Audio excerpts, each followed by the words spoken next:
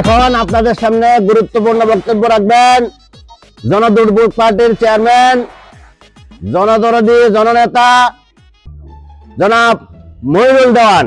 ভাই, আপনাদের পার্টির নাম তো জনদুর্ভোগ পার্টি। ভাই, আপনারা নির্বাচিত হয়ে কি দুর্ভোগ সৃষ্টি করবেন? না ভাই, আমরা নির্বাচিত হলে জনদুর্ভোগ দূর করব। নেতা নেতা এই কলার উঠি পরে খান, বক্তৃতা দেওয়ার সময় এসে তাড়াতাড়ি দাঁড়ান। আরে নেতা লন, শুরু করেন।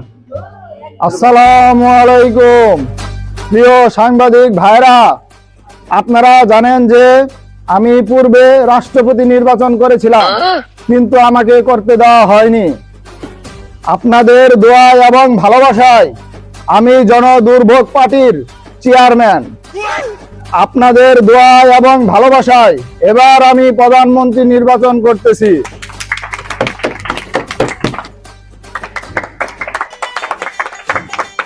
আমি প্রধানমন্ত্রী হলে আপনাদের মহল